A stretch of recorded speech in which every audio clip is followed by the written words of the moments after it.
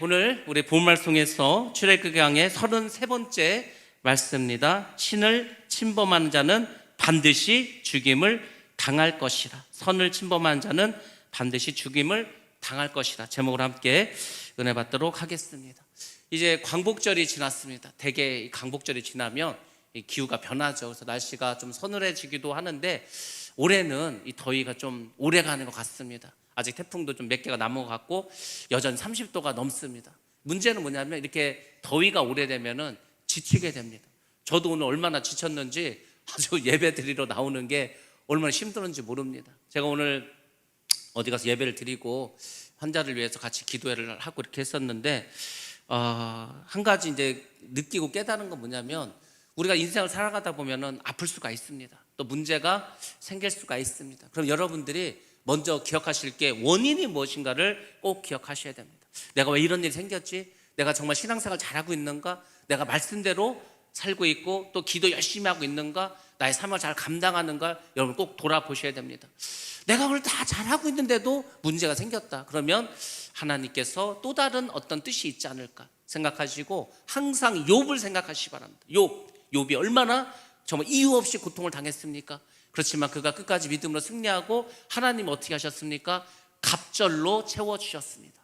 좋으신 하나님은 우리가 힘들고 어려운 상태로 절대 그만두지 않습니다. 꼭 갑절로 보상을 해주십니다. 그러니까 여러분들 좀 날씨도 더워서 무덥기도 하고 또 몸도 지치고 여러 가지 힘들고 어렵지만은 여러분들 우리에게는 하나님이 계십니다. 하나님이 계심으로 여러분들 기뻐하시고 감사하시기 바랍니다. 예수를 믿는 사람들은 기뻐해야 됩니다. 감사해야 됩니다. 그것이 예수를 잘 믿는 것입니다. 다시 한번 제가 강조해서 말씀드립니다. 여러분들 항상 기뻐하시고 쉬지 말고 기도하시고 범사에 감사하시기 바랍니다. 이것이 우리를 향한 하나님의 뜻인 줄로 믿습니다. 오늘 말씀 같이 보도록 하겠습니다. 자, 7절과 8절 말씀 먼저 보도록 하겠습니다. 모세가 하나님의 말씀을 들었습니다. 하나님께서 모세를 부르시고 하나님께서 모세에게 말씀을 했습니다. 모세가 그 말씀 듣고 내려와서 이스라엘 장로들을 다 모읍니다. 그리고 하나님의 말씀을 전합니다. 자, 모세가 이제 장로들에게 이야기를 하고 장로들과 모든 백성들이 그 이야기를 듣습니다. 그러면서 이제 이렇게 말합니다. 우리 모두가 하나님의 사랑을 알았고 우리가 이제 하나님 말씀에 순종하겠습니다. 이렇게 이스라엘 백성들이 이야기를 합니다. 하나님 말씀에 순종하겠다는 것은 하나님께서 주시는 훈련을 잘 받겠다 이런 뜻입니다. 자, 근데 여러분들 바로 얼마 지나지 않아서 어떤 일이 벌어진지 아십니까? 40일이 지나기도 전에 이스라엘 백성들은 송아지 우상을 만들고 그 송아지 우상을 경배하고 거기서 뛰고 또 그 다음에 춤추고 노래 부르고 먹고 마시고 했습니다. 하나님의 약속을 너무나 쉽게 깨뜨렸습니다. 그러니까 우리의 믿음이 이렇게 가벼우면 안 되는 거예요. 예수 믿으시겠습니까? 예, 믿겠습니다. 잘 믿으시겠습니까? 예, 잘 믿겠습니다. 그러면은 신앙생활 잘 하시고 예배 잘 참석하겠습니까? 예, 잘 하겠습니다. 말은 못 합니까? 우리가 전도하면서 말합니다. 자, 우리 이제 전도를 하는데 예수 믿고 우리 교회 와서 예배 드리겠습니다. 그렇게 하겠다고. 그렇게 하겠다고 말만 하고 안 오는 사람이 얼마나 많은지 아십니까? 그러니까 우리가 너무 하나님과 약속을 쉽게 하고 또 쉽게 약속을 깨트려 버립니다. 여러분, 근데 그것이 모두가 죄가 된다는 겁니다. 우리가 사람들끼리도 약속을 어기면은 그 잘못되지 않습니까? 근데 하나님과 약속을 깨버렸다. 그것은 범죄하는 겁니다. 큰 죄를 짓는 겁니다. 그래서 하나님께서는 우리가 이렇게 연약한 존재인 것을 아십니다. 그렇다고 죄를 짓는다고 우리를 다 죽일 수도 없고, 그래서 하나님께서 제정한 것이 뭔지 아십니까? 하나님께서 연약하고 늘 하나님의 약속을 깨트리는 우리 인간 위해서 하나님께서 만드신 제도가 있는데 그것이 바로 제사라는 겁니다. 제사. 그 구약시대 때 왜 제사 지냈는지 아십니까? 왜 제사를 지내면서 양과 소를 제물로 바친지 아십니까? 그렇게 안 하면 우리가 다 죽어야 돼. 그렇게 하지 않으면 우리 모두가 저주를 받을 수밖에 없기 때문입니다. 하나님께서 아담을 창조하지 않았습니까? 하나님의 아담과 언약을 맺지 않았습니까? 근데 아담이 그 언약을 깨트렸습니다.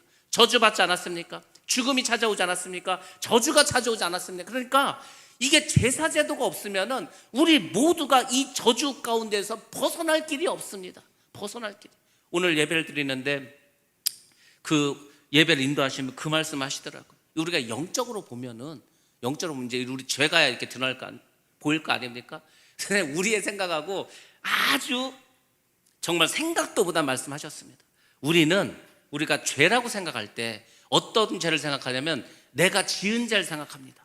근데 그 죄라는 게 큰 죄도 있고 작은 죄도 있지 않겠습니까? 그래서 우리는 뭐 작은 죄는 별거 아니니까 그냥 때로 넘어가기도 하고 뭐 큰 죄만 회개해야지 이렇게 생각합니다. 그러면서 우리가 빠뜨리는 게 있는데 뭐냐면 우리는 원죄에 대해서는 생각하지 않습니다. 그 원죄는 아담이 지은 건데 그 원죄에 대한 우리가 책임 있을까? 물론 없죠. 왜냐하면 하나님께서 예수님을 보내주시고 십자가에 죽으시면서 해결한 게 뭔지 아십니까? 바로 그 원죄를 해결했다는 겁니다. 근데 그분이 그 영적으로 봤는데 그 원죄라는 게 얼마나 큰가에 대해서 말씀하시더라고요. 만약에 우리가 짓는 죄가 한 뭐 주먹만하다, 아니면은 뭐 내 키만하다, 이것이 우리가 지은 죄라면 원죄는 어느 정도냐면 이 지구보다도 크다고 합니다. 지구보다도 큰 그 원죄를 우리가 지고 있어. 그럼 구원받을 사람 있겠습니까? 아무도 못 받습니다. 우리는 원죄에 대해서는 별거 아니라고 생각하지만 이 원죄야말로 누구도 해결할 수가 없습니다. 예수를 믿지 않는 사람들 왜 지옥 가는지 아십니까? 예수를 안 믿는 사람 왜 지옥 갑니까? 이들은 원죄를 해결하지 못하는 거예요. 그 지구보다도 큰 그 죄를 해결할 길이 없어. 착하게 산다고 해결됩니까? 뭐 어떻게 해야지 그걸 해결합니까? 예수님을 믿어야만 그 원죄가 해결되는 거예요. 그래서 우리가 이 죄의 문제에 대해서도 여러분들 잘 기억하셔야 됩니다. 아무튼 하나님께서는 우리가 연약해, 죄를 짓고 이 죄를 어떻게 해결할 방법이 없어. 그래서 구약시대 때 제사 제도를 마련해서 우리 대신 짐승을 죽게 해서 그래서 이 죄 문제를 해결해 주셨습니다. 그러다가 하나님께서 그것으로도 해결이 안 돼. 그것으로도 부족해. 아무리 짐승을 잡아서 바쳐도 우리의 죄 문제를 해결할 수가 없었습니다. 그래서 어떻게 하셨습니까? 하나님께서는 그분의 독생자 예수를 우리를 위해서 보내주셨습니다. 그 예수를 십자가에서 죽이셨습니다. 그리고 하나님께서 새로운 언약을 마련했는데 그게 뭐냐면 피의 언약이라는 거예요. 피의 언약. 그 피의 언약은 하나님의 사랑과 우리를 향한 하나님의 의지를 말하는 겁니다. 내가 나의 가장 소중한 독생자를 너희를 위해서 죽였다. 내가 죽이기까지, 이 독생자를 죽이기까지 너희를 사랑했다. 그러니까 너희들은 그냥 이 독생자 예수를 믿기만 해라. 믿기만 해도 내가 너희를 의롭다 하겠다. 너희들의 죄, 원죄와 자범죄를 다 내가 용서해 주겠다. 너희를 구원시켜 주겠다. 너에게 성령을 주겠다. 그것이 십자가에서 예수 그리스도가 피를 흘림으로 우리 인간과 하나님과의 맺은 새로운 언약이고 계약입니다. 우리가 그걸 잘 몰라. 예수님께서 십자가 죽으셨대. 아 그래? 뭐 그런가 보다. 그게 아니라니까. 여러분들, 예수님이 십자가 죽지 않으면 우리 원죄 문제를 해결할 수가 없습니다. 자범죄도 당연히 해결할 수가 없습니다. 근데 우리는 그 예수님이 죽으심에 대해서 별 생각이 없습니다. 제가 이따가도 말씀드리겠지만 우리 인간에게 가장 큰 문제가 뭔지 아십니까? 우리에게 가장 큰 문제가 있다면 그것은 죄를 인정하지 않는 겁니다. 많은 사람들이 전도를 하면 그럽니다. 나는 죄인이 아니라는 거. 내가 죄인이 아닌데 왜 자꾸 나를 죄인이라고 하냐. 그게 기분 나빠서 교회를 가기 싫다는 거예요. 여러분들, 우리가 죄인이 아닙니까? 그럼 우리가 의인입니까? 그렇게 의롭게 살았습니까? 그렇게 의롭게 늘 날마다 생각했습니까? 아니라니까요. 그러니까 사람들이 자기가 죄인임을 인정하지 않아. 죄인이라고 인정하지 않으니까 당연히 어떻게 합니까? 죄를 회개하지 않겠죠. 죄를 회개하지 않으니까 어떻게 됩니까? 죄사함이 없는 겁니다. 예수를 믿는다는 것은 첫 번째 단계가 뭐라 하겠습니까? 내가 죄인임을 깨닫는 겁니다. 내가 죄인이니까 어떻게 합니까? 이 죄를 없이 해야 될 거 아닙니까? 내 죄를 없이 하기 위해서 회개를 하는 겁니다. 회개. 열심히 막 회개를 하는 거야. 눈물을 흘리면서 간절히 회개하는 거예요. 그러면 무슨 일이 벌어진다고 했습니까? 죄사함의 은혜가 있습니다. 죄사함. 아유, 여러분들이 예수를 믿으면 꼭 이 죄사함의 은혜를 받아야 돼. 근데 이것을 저 구원파가 하도 이 트레이드 마크로 죄사함을 막 강조하다 보니까 이 기존교회에서 죄사함이라는 단어 쓰기가 조금 그래요. 혹시 저 구원파 교회 아니야? 의심받을까 봐. 그렇지 않습니다. 죄사함은 성경에 나와 있는 용어고 우리는 반드시 죄사함을 받아야 됩니다. 죄를 사함 받았는데 얼마나 기쁘겠습니까? 그 기쁜 심령 가운데 하나님께서 성령을 보내주시는 겁니다. 그 성령을 받아 여러분들이 이 신앙생활을 재미있게 기쁘게 행복하게 사명 감당해서 하나님 주신 능력을 가지고 하지 않겠습니까? 그 사람이 어떻게 되는 겁니까? 부활의 영광에 이르게 되는 겁니다. 그러니까 우리가 시작부터 너무 못해. 너무 못합니다. 어떤 사람을 기도하면서 물어봅니다. 하루에 기도 몇 시간 합니까? 안 하는데요. 5분도 안 합니까? 5분도 못 하는데. 성경은 얼마나 읽습니까? 글쎄 성경 아직 잘 못 읽는데요. 뭐 대부분이 그렇습니다. 그럼 전도는 얼마나 했습니까? 글쎄 아직 전도한 사람 없는데요. 그럼 뭐냐는 거예요. 집사고 권사고 장로인데 뭘로 됐냐 이거 뭘로. 지금 우리가 그렇다니까요. 막 우리가 그래. 목사님들도 그럴 수 있습니다. 목사님인데 바빠. 기도를 잘 못해. 그냥 새벽 예배 나와서 한 5분 10분 대충 그냥 하고 말어. 설교 준비하느라 바빠서 성경도 못 읽어. 그럼 뭐 시간이 없으니까 전도도 못해. 근데 중요한 게 뭔지 아십니까? 하나님의 심판대학 앞에 하면 똑같은 질문을 우리가 받습니다. 너는 세상에서 성경을 몇 번이나 읽고 왔냐? 기도는 얼마나 했냐? 전도는 얼마나 하고 왔냐?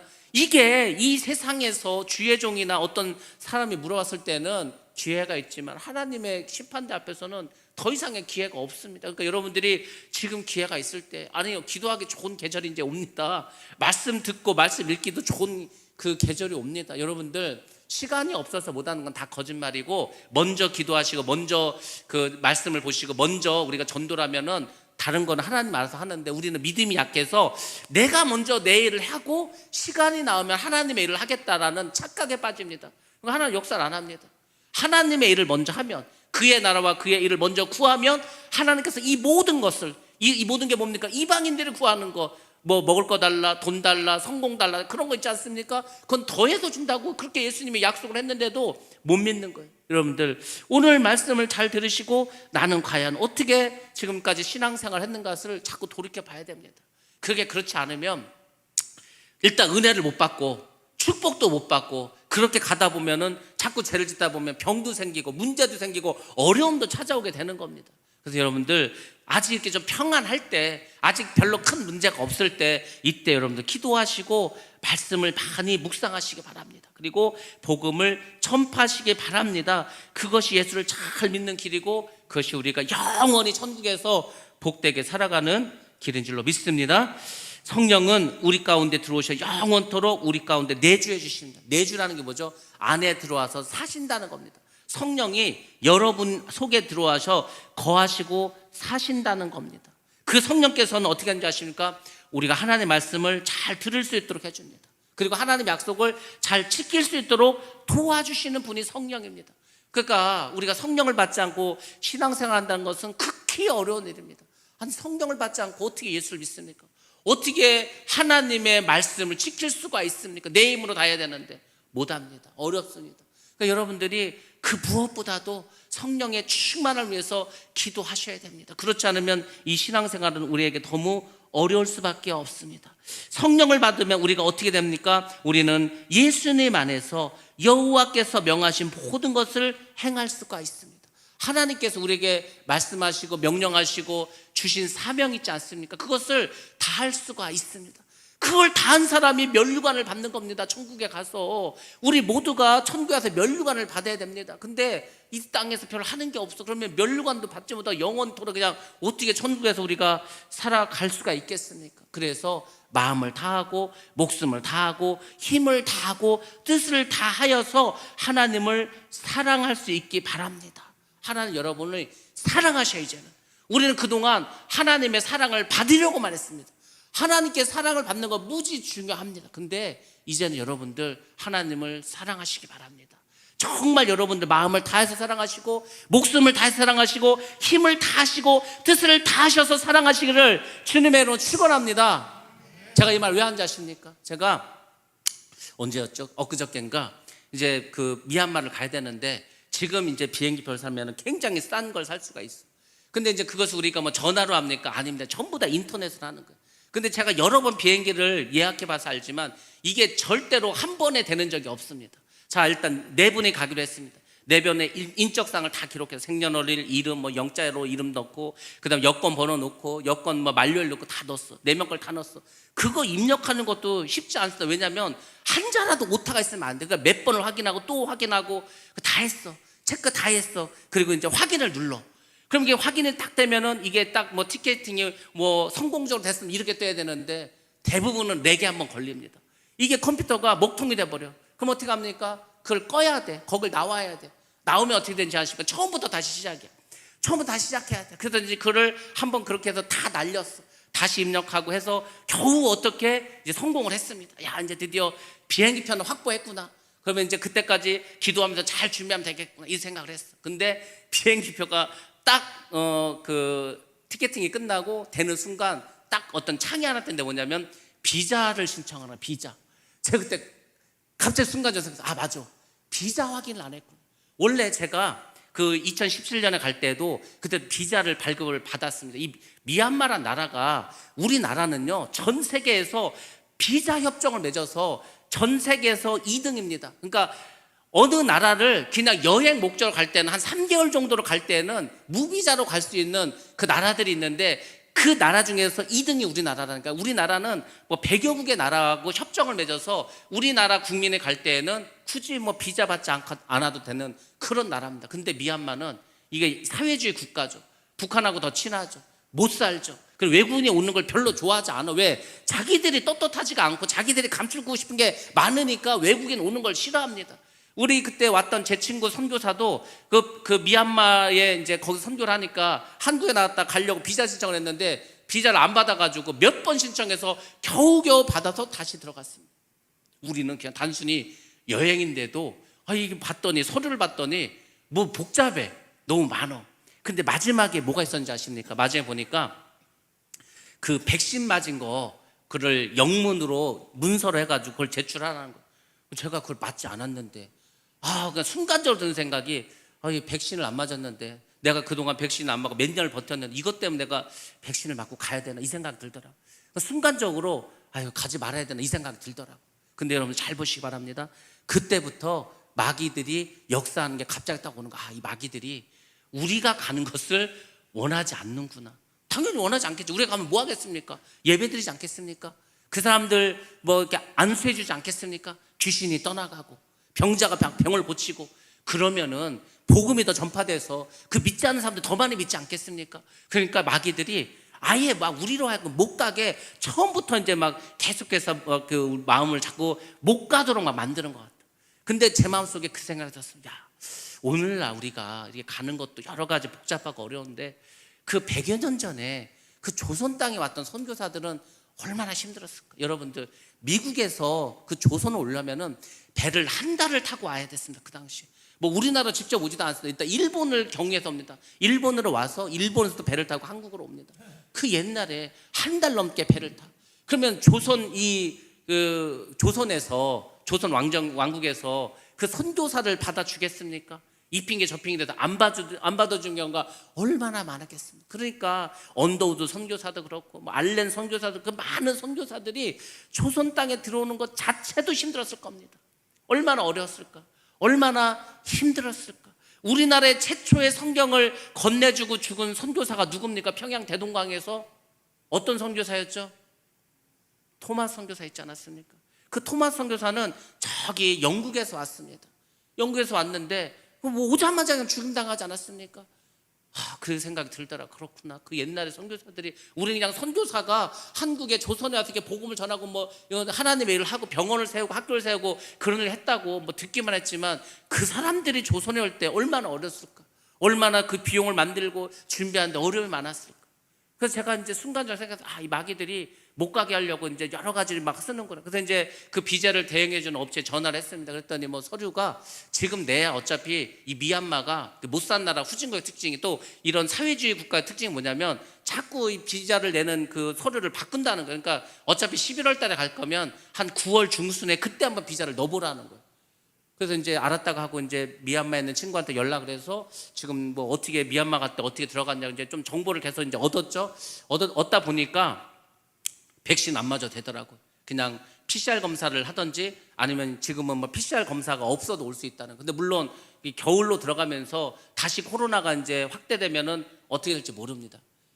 이거 좀 들어가는 것 자체도 힘들구나. 그래서 제가 그 호텔도 우리가 이제 자고자 하는 호텔의 주소와 전화번호를 다 이제 우리가 예약을 해서 그 서류도 내야 돼요. 그래야지 이 미얀마에서 비자를 내줍니다.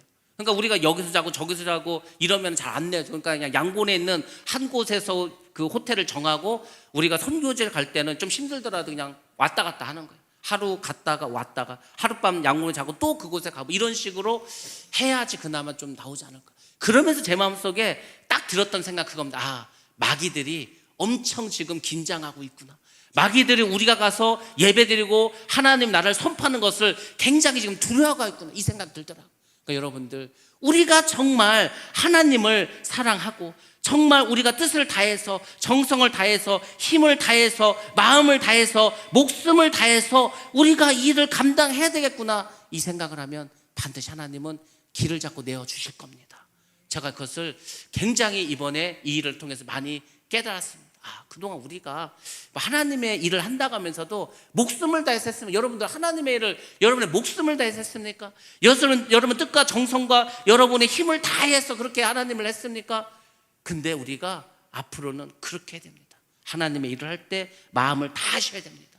목숨까지도 내가 바칠 수 있고 내 가진 모든 힘을 다해서 이 일을 감당해야 되겠다. 왜? 내가 하나님을 사랑하니까. 왜 하나님을 사랑합니까? 하나님이 우리를 먼저 사랑해 주셨기 때문에, 그래서 그 확증적인 십자가의 사랑을 우리에게 보여주셨기 때문에. 그래서 여러분들 이제부터는 하나님의 사랑을 받는 것보다 하나님을 더 사랑하는 여러분 되시길 바랍니다. 그것이 마지막 때 성도가 해야 될 일입니다. 자, 9절 말씀 보겠습니다. 9절 말씀 보니까 하나님께서 어떻게 강림하실 건가에 대해서 말씀을 주고 있습니다.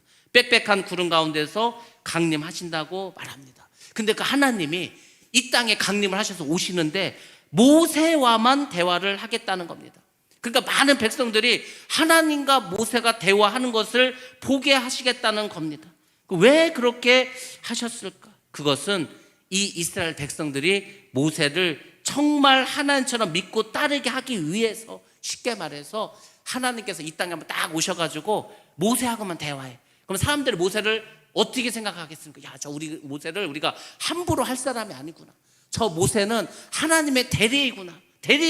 그거 깨닫지 않겠습니까? 하나님께서 모세의 권위를 세워주시겠다는 겁니다. 그러니까 하나님께서는 주의 종을 특별히 그렇게 대우해 주시겠다는, 이 모세를 통해서 그렇게 해 주시겠다는 겁니다. 물론 모세도 여러분들 부족한 사람입니다. 모세는 여러분 살인자입니다. 살인자. 사람을 죽이고 도망간 사람입니다. 모세가 이제 나중에 구스 여자, 이 구스라는 게 아프리카 있지 않습니까? 그 구스 여자하고 또 결혼을 했습니다. 그래서 그 누나가 그 미디암이 막 그걸 가지고 뭐라고 해서 싸움이 붙었어. 그래서 그 미디암이 막 문둥병자도 되고 그렇지 않았습니까? 그러니까 모세도 아무튼 온전한 사람이고 완전한 사람은 아닙니다.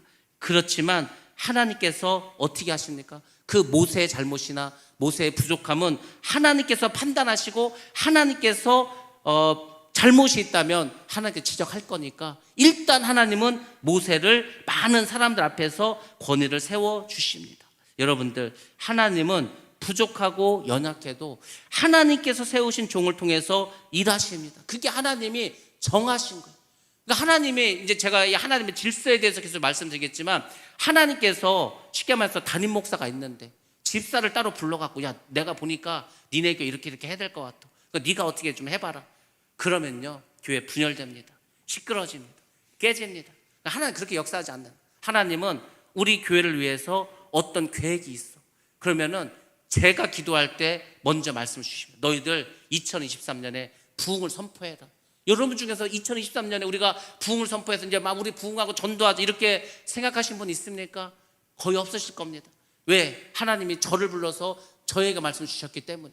그러니까 하나님께서는 하나하나 이제 이스라엘 백성들을 교육시키고 알리시고 훈련을 시킨 겁니다. 야, 내가 내 뜻을 너희들에게 알게 해주는데 그거 아무나 불러서 하는 거 아니다. 내가 세운 종이 있다. 내가 세운 종은 모세다, 모세. 내가 그 모세를 통해서 역사하고 그에게 이야기할 것이다. 이렇게 하나님께서 일을 하십니다. 물론 그 권위는 하나님이 세워주는 겁니다. 권위를 사람이 세우려고 하면 그것이 바로 권위주의입니다. 권위주의가 뭡니까? 사람이 권력을 딱 잡았어. 내가 권력을 잡았으니까 니네 끽소리 하지 말고 내 말만 들어. 그게 권위주의입니다.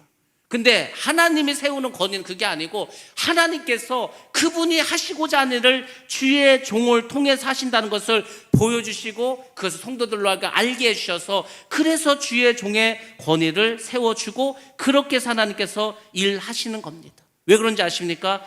하나님께서는 이 이스라엘 백성들이 모세를 중심으로 해서 공동체가 이루어지기를 원했기 때문입니다. 그러니까 하나님은 그렇게 일하신다. 하나님께서 이 사람들을 불러서 한 게 아니라니까. 모세를 지도자로 세웠기 때문에 모세가 잘못이 있으면 하나님께서 모세를 책망하더라도 일단 모세에게 말씀 주십니다. 그러니까 모세가 그 일을 감당하지 않았습니까? 오늘날도 마찬가지입니다. 하나님께서 뭐 주의 종이 부족하고 그렇지 않습니까? 제가 만약에 이제 투표를 하는 거예요. 자, 우리가 이제 뭐 3년 됐으니까 투표를 합시다. 했어. 100% 나올 것 같습니까? 100% 절대 안 나옵니다. 반드시 반대표가 있을 겁니다. 그래도 하나님께서 원하시면 쓰는 겁니다. 하나님께서는 어찌하든지 하나님의 일을 해 나가기 위해서 주의 종을 세우시고 그 주의 종을 통해서 일하십니다. 그래서 오늘날 교회도 항상 목회자를 세우고 그 목회자로 하여금 이제 교회를 해 나갈 수 있도록 합니다. 천부장도 세우고 백부장도 세우고 50부장, 10부장도 세우십니다. 그래서 하나님은 질서를 원하시고 교회가 분열되지 않도록 그 교회 질서가 깨지지 않도록 항상 일하고 계십니다. 이 우주 만물도 그렇지 않습니까?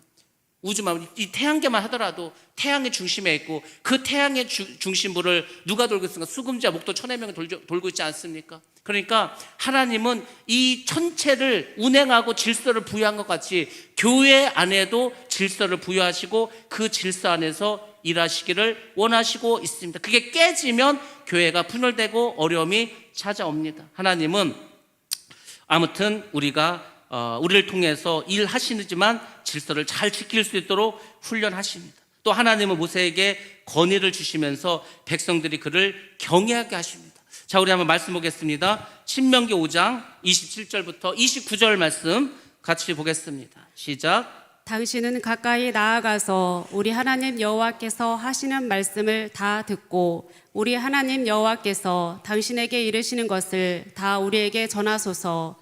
우리가 듣고 행하겠나이다 하였느니라. 여호와께서 너희가 내게 말할 때에 너희가 말하는 소리를 들으신지라. 여호와께서 내게 이르시되 이 백성이 내게 말하는 그 말소리를 내가 들은즉 그 말이 다 옳도다. 다만 그들이 항상 이 같은 마음을 품어 나를 경외하며 내 모든 명령을 지켜서 그들과 그 자손이 영원히 복받기를 원하노라. 아멘. 아멘. 27절에 뭐라고 했습니까? 27절 보면 여호와께서 하시는 말씀을 다 듣고 우리 하나님 여호와께서 당신에게 이르시는 것을 다 우리에게 전하소서. 우리가 듣고 행하겠나이다.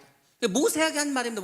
모세에게 당신이 우리를 위해서 하나님이 하신 말씀을 잘 듣고 우리에게 말해달라는 거 우리가 행하겠다고. 이것이 모세에게 준 권위이지 않습니까? 근데 하나님이 또 어떤 분이니까 여러분들 잘 보시기 바랍니다. 그러니까 사람들이 이제 처음에는 막 모세를 믿지도 않았습니다. 모세를 막 반역하는 사람도 있었습니다. 그래서 막 멸망당한 사람도 있었습니다. 근데 이게 시간이 지나니까 모세는 이스라엘의 지도자로 든든하게 세워집니다. 근데 하나님이 그것을 보시고 하신 게 뭔지 아십니까? 하나님은 모세가 가나안 땅에 들어가지 못하게 하셨다는 겁니다. 가나안 땅에. 여러분들, 아니 왜 모세를 나이가 많다고 못 들어가게 했나?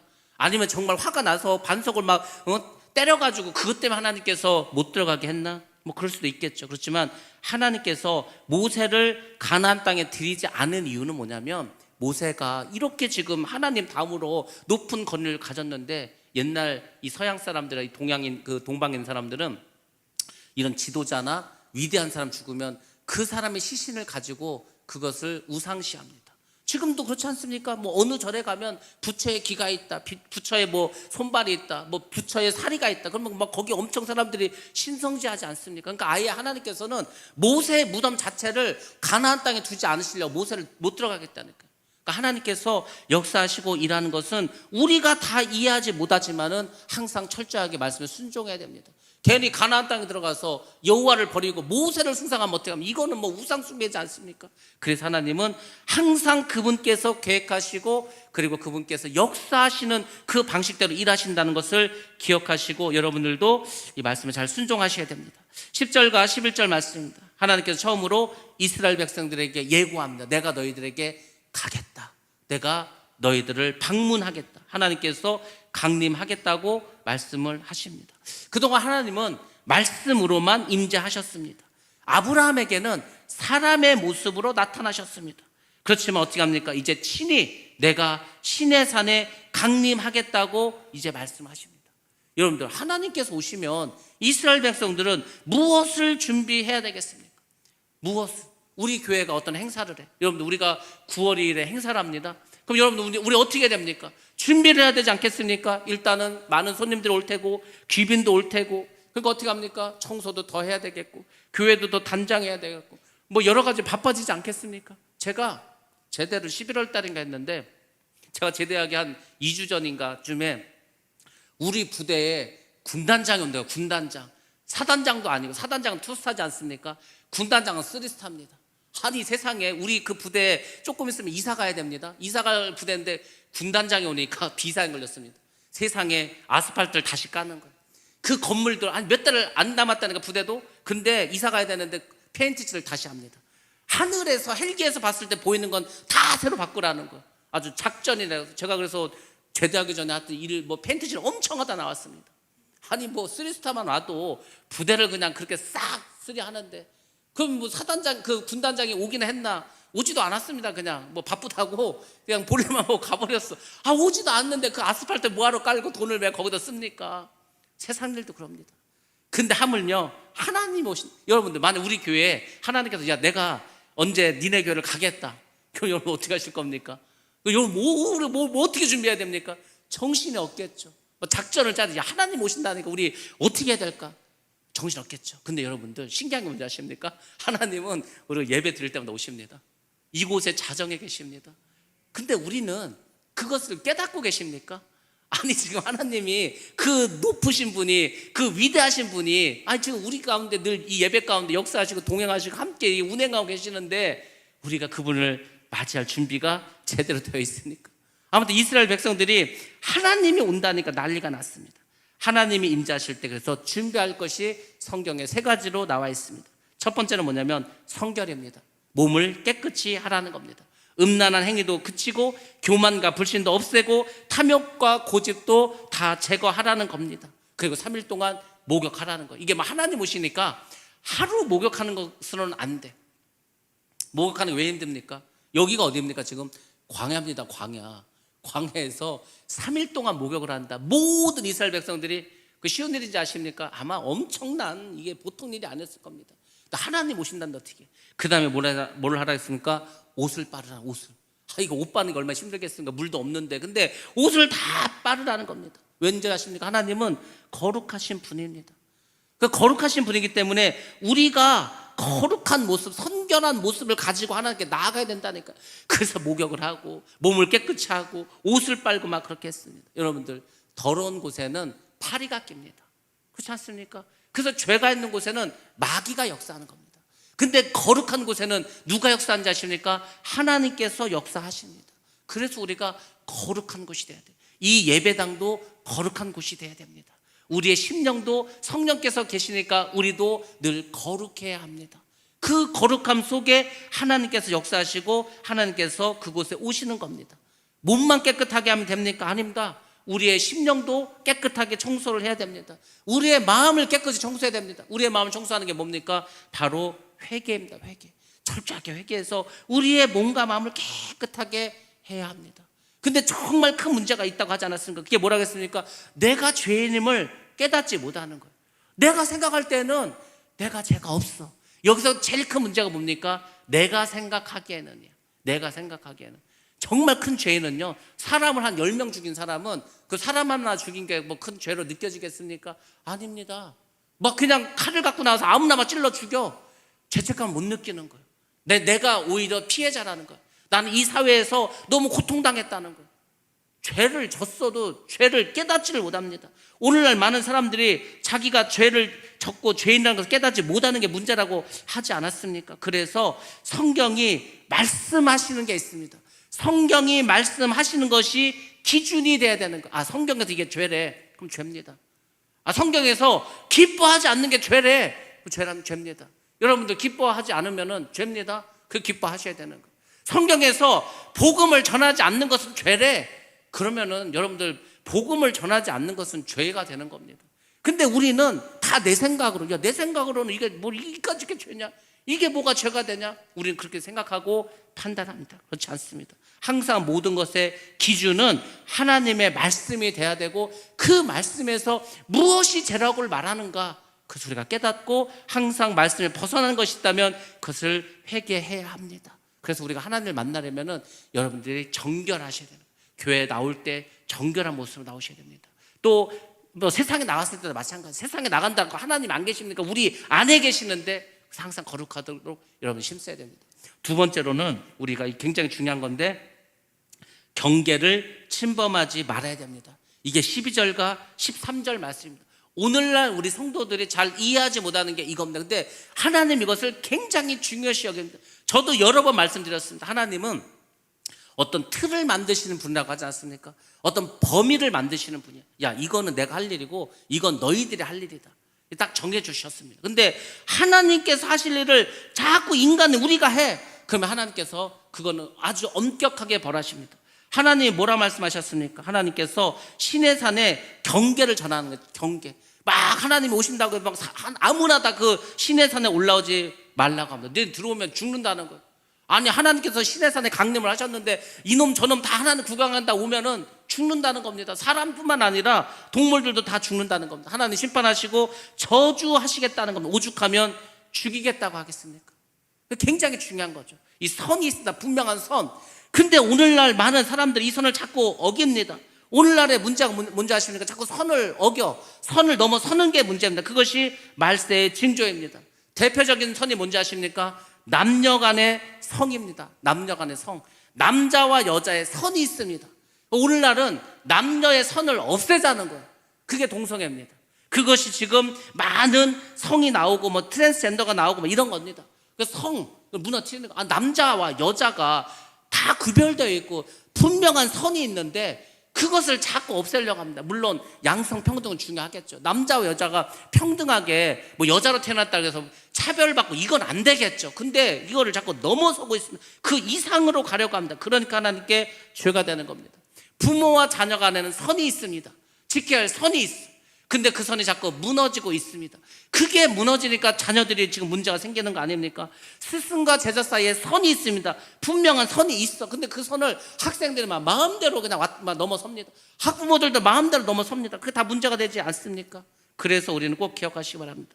선이 무너지면 재앙입니다. 재앙이 찾아오게 됩니다. 권위가 무너지고 질서가 무너지면 그것은 결국 마귀가 역사합니다. 그래서 오늘날 마귀가 하는 게 뭐라고 했습니까? 가정에서 부모의 권위를 무너뜨려, 학교에서 교사의 권위를 무너뜨려, 교회에서 목사의 권위를 무너뜨려, 이 땅에는 모든 권위를 다 무너뜨려 버립니다. 그리고 항상 강조하는 거, 인권. 옛날의 인권은 그 왕이 다스렸기 때문에 사람들이 정말 짐승처럼 살았습니다. 그래서 인권을 말한 거예요. 그거는 뭐 맞는 말이겠죠. 근데 오늘날의 인권은 그게 아닙니다. 오늘날의 인권은 뭐냐면 내가 이 세상의 주인이라는 거예요. 내 인생의 주인은 나라는 거예요. 그게 오늘날의 인권이에요. 쉽게 말하면. 그러니까 누구 말 듣습니까? 아, 내가 왕인데 내 인생의 주인이 난데 누구 말을 듣냐고. 아이들이 그걸 어릴 때부터 배우고 있는데 그래서 문제가 생기고 그래서 이 세상이 마지막 때가 되었다는 겁니다. 그래서 우리는 경계를 침범하면 안 됩니다. 하나님은 창조주십니다. 우리는 피조물입니다. 범할 수 없는 선이 있습니다. 하나님께서 야, 나는 창조주야. 나는 너희를 만든 창조주고 너희는 피조물이야. 그래서 하나님과 인간 사이에 놓은 게 뭔지 아십니까? 그게 선악과입니다. 선악과는 그거 뭐 사과 같은 선악과는 따먹었다 죄가 아니고 하나님과 인간 사이를 구별해준 선이 선악과인데 그걸 범했기 때문에 저주를 받고 죄가 임하게 된 것입니다. 우리는 선을 잘 지켜야 됩니다. 그래야 하나님의 심판과 저주에서 죽임을 당하지 않고 재앙에서 벗어날 수가 있습니다. 모세는 하나님의 말씀대로 백성들에게 전합니다. 너희가 3일 동안 정결히 하고 하나님의 강림을 준비하라고 말합니다. 그리고 드디어 16절에서 이제 하나님께서 이곳에 약속대로 강림하십니다. 셋째 날 강림하십니다. 하나님께서 이 땅에 오신 것을 어떻게 묘사를 했는가 잘 보시기 바랍니다. 아침에 큰 천둥 소리가 났다고 합니다. 천둥이 막 소리가 뭐 우르릉쾅쾅 하는 거예요. 번개가 번쩍번쩍합니다. 하늘에서 나팔 소리가 들려. 이 나팔은 사람이 부는 게 아니고 천사들이 부는 나팔 소리입니다. 그리고 시내산에 안개가 자욱하게 피어오릅니다. 그 시내산에서 옹기가마, 우리가 이제 항아리 같은 거 만들려면 가마 만들지 않습니까? 거기 막 불을 떼지 않습니까? 그러면 연기가 막 올라가지 않습니까? 그런 식으로 막 연기가 올라옵니다. 그리고 산이 크게 진동했다고 합니다. 지진이 일어났다는 겁니다. 산에 맹렬한 불이 있다고 합니다. 여러분들 뭔가 조금 떠오르는 게 있지 않습니까? 뭔가 좀 떠오르는 거 뭡니까? 예수님께서 재림할 때하고 비슷하지 않습니까? 그건 잘 보시기 바랍니다. 하나님께서 이 땅에 오실 때, 그 이스라엘 백성들에게 강림할 때, 시내산에 오실 때나 예수님께서 그리스도 심판주가 되셔서 이 땅에 오실 때나 잘 보시기 바랍니다. 전동 소리 나죠? 번개가 번쩍번쩍하죠? 지진이 일어나죠? 큰 불이 일어나죠? 같습니다. 하나님의 임재를 이렇게 임재하십니다. 그러니까 사람들 얼마나 두렵고 떨리겠습니까? 성령이 오실 때는 이 정도는 아닙니다. 성령은 불같이 임하셨습니다. 성령이 땅이 흔들리긴 했었죠. 그러니까 우리가 하나님께서 알려주는 거예요. 나는 너희들과 다르다. 나는 여호와 하나님, 여호와 하나님. 그래서 하나님께서 강림할 때에는 어떤 사람도 그 앞에 바로 설 수가 없습니다. 하나님이 불 가운데 강림하십니다. 매우 무서운 모습으로 임하십니다. 예수님의 재림도 마찬가지입니다. 백성들이 크게 어떻게 하면 떨옵니다. 이 상황에서 안 떨겠습니까? 천둥 번개치고 지진 일어나고 불이 나고 막 번쩍번쩍 하는데 안 떨 사람이 어디 있겠습니까? 그래서 하나님께서 이 땅에 오시면 두려운 겁니다. 예수님께서 심판지로 올 때 믿는 우리는 이제 우리가 영원히 천국에 살게 되고 우리는 기뻐하지만, 믿지 않는 자는 그날이 쉽게 말해 제삿날입니다. 그날이 심판날입니다. 그날이 지옥 가는 날이라는 거, 얼마나 두렵고 얼마나 무섭겠습니까? 예수님의 초림은 2000년 전에 예수님은 겸손하고 친근한 모습, 인자한 모습으로 오셨습니다. 근데 우리는 그것만 생각해. 그렇지 않습니다. 예수님은 그렇게 오셨다 하더라도 우리를 심판하러 오신 그 심판주 그리스도 예수는 어떻게 오신지 아십니까? 그분은 크고 두려운 모습으로 오십니다. 그러니까 우리가 크고 두려우신 하나님을 알아야 됩니다. 그것이 지식의 근본입니다. 여러분들, 우리 잠언서에서 말씀해 주지 않았습니까? 우리 잠언의 말씀 한번 보겠습니다. 잠언서 1장 7절 말씀입니다. 함께 봅니다. 시작. 여호와를 경외하는 것이 지식의 근본이거늘 미련한 자는 지혜와 훈계를 멸시하느니라. 아멘. 아멘. 우리가 이 세상을 지혜롭게 살고 정말 하늘의 지식을 알기를 원한다. 그러면 여러분들이 하나님을 두려워할 줄 알면 됩니다. 하나님을 무서워할 줄 알면 그 사람은 지혜로운 사람입니다. 자녀가 부모님을 좀 공경하는 마음을 가져. 그 다음에 학생들이 선생님을 좀 두려워하는 마음을 가져. 그러면 말씀도 잘 듣고 그 학생은 모범적인 학생이 될 수가 있습니다. 우리가 하나님을 두려워하고 무서워해야 죄를 멀리합니다. 오늘날 왜 죄가 간영한지 아십니까? 하나님 우습게 생각해. 그냥 요새 애들이 선생님들을 자기 친구만도 여기지 않지 않습니까? 뭐 선생님은 우습게 생각해. 자기 친구만도 못해. 하나님도 그렇게 생각을. 하나님도 뭐 하나님 사랑이 많으셔. 죄 지면 다 용서해 주셔. 그게 얼마나 잘못된 생각인지 아십니까? 우리는 하나님을 두려워해야 죄를 멀리할 수 있습니다. 거룩한 삶을 살 수가 있습니다. 말씀을 잘 듣고 순종할 수 있습니다. 그리고 우리의 기도의 자세도 달라지게 되는 겁니다. 그러니까 오늘날의 성도들이나 오늘날의 아이들이 이것을 잘 모릅니다. 그냥 하나님을 달콤한 사탕 정도로 생각하는 거예요. 하나님은 달콤하신 분이야. 사랑이 많으신 분이야. 소프트하고 스윗한 분이야. 그렇지 않습니다. 두렵고 무섭습니다. 제가 그러지 않았습니까? 하나님이 제 마음의 생각을 다 안다는 걸 깨달았을 때 밤에 무서워서 잠을 못 잤습니다. 여러분들, 하나님이 무서워서 잠 못 잔 적 있습니까? 너무 크고 너무 놀라우셔서 어떻게 그분을 내가 진짜 그동안 하나님 잘못 알았구나, 이 크고 놀라우신 분을 내가 너무 우습게 생각했구나, 그렇게 생각하셔야 여러분들 죄를 안 짓고 우리가 살아갈 수가 있습니다. 20절에서 22절 말씀입니다. 하나님은 시내산에 강림하신 후에 다시 모세를 부르십니다. 그리고 다시 한번 경고합니다. 하나님이 한 번 경고하지 않습니다. 꼭 두 번 강조해서 경고하십니다.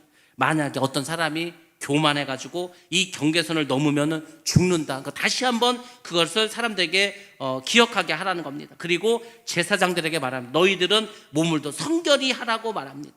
여러분들, 하나님은 우리 성도들에게 거룩함을 요구합니다. 근데 저와 같은 주의 종에게는 훨씬 더 강력하게 거룩함을 요구하십니다. 넌 더 깨끗해야 되는 거야.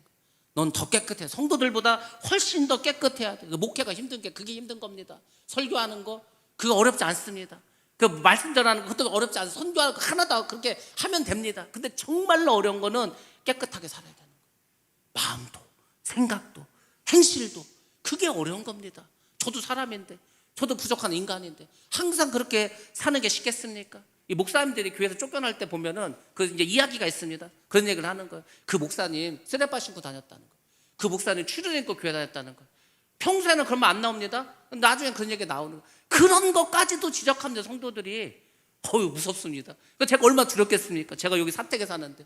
그래서 제가 어지간하면은 평소에 잘 안 나옵니다. 사택 안에 있지. 왜냐면 제가 여기 저는 집인데 좀 편하게 입고 있어. 근데 잠깐 사무실에 뭘 가지러 가려고 해도 그냥 못 나갑니다. 옷을 갖추고 입어야 돼. 최소한 쓰레빠 신고 잘 못 나갑니다. 그런 게 어려운 거, 그런 게. 그래 거룩하게 사는 거. 누가 봤어. 근데 그날 어떻게 그게 또 말이 됐어. 그러면 시끄러지는 거예요. 여러분들 그렇게 사는 겁니다. 그렇게 살아요. 근데 그렇게 살 수도 있습니다. 그러니까 여러분들도 어쨌거나 말씀대로 거룩하게 살아가기 위해서 저만큼은 아니더라도 여러분들 그렇게 깨끗하게 살아가셔야 됩니다. 마지막으로 모세는 하나님의 말씀 듣고 레위인들을 세웁니다. 백성들이 가까이 이 시내산에 못 오도록 딱 지키게 합니다. 하나님은 모세와 아론만을 나오라고 합니다. 하나님은 하나님과 인간 사이, 주의 종과 성도들의 선을 확실하게 인식시키고 구별해 주십니다. 그리고 말씀대로 순종하라고 말합니다. 오늘날의 주의 종의 개념은 모든 믿는 자로 확대되어 있습니다. 그것이 뭔가 왕 같은 제사장, 우리가 지난주에 하지 않았어요? 여러분 모두가 왕 같은 제사장, 여러분 제사장인데 그 직분이 얼마나 높은지 왕 같은 그런 존귀한 자리라는 겁니다. 여러분들 다 주의 종이야. 남종이고 여종입니다. 근데 저 같은 목회자는 훨씬 더 구별된 종입니다. 그래서 하나님께서 더 쓰시겠지만 저는 훨씬 더 부담을 느끼고 살아가야 합니다. 어떻게 하겠습니까? 그게 주의 종의 길인데. 여러분들이 마찬가지입니다. 나도 주의 종이다. 이 교회의 일꾼이다. 하나님의 일꾼이다. 여러분들 더 거룩하시고 성결하셔야 됩니다. 이것이 마지막 때 하나님께서 우리에게 원하시는 겁니다. 왠지 아십니까? 마지막 때 여러분들이 신부로서 단장을 하셔야 되기 때문입니다. 결혼식 얼마 남지 않았습니다. 여러분 주님이 갑자기 오시는데 그럼 주님하고 결혼식을 해야 되는데 지금 있는 옷으로, 지금 이 머리로, 이 화장 메이크업으로 어떻게 결혼식을 하겠습니까? 여러분 단장하셔야 되는 거예요. 거룩하게 사시고 깨끗하게 사시고 말씀대로 사시길 바랍니다. 그래서 바보처럼 살아가는 수밖에 없는 거예요. 바보처럼 살아가지만 하나님은 그걸 기뻐하십니다. 하나님은 그 사람을 천국에서 높이 올려주십니다. 제가 바라기는 우리 모두가 그런 모습으로 살아가자. 기양이 예수를 믿었다면, 기양이 하나님 나라의 백성이 되었다면, 기양이 하나님의 그 사명을 받은 자라면 그래요. 성결하게 거룩하게 말씀을 순종하면서 선을 지키면서 그렇게 살아가자. 그렇게 살아가는 그 사람을 하나님 기뻐하시고 복을 내려 주실 줄로 믿습니다. 그런 저와 여러분 되시기 위해서 더 열심히 기도하고 예배하고 찬양하고 기뻐하고 감사하는 저와 여러분 되시길 주의 이름으로 축원합니다. 우리 찬양하고 기도하겠습니다.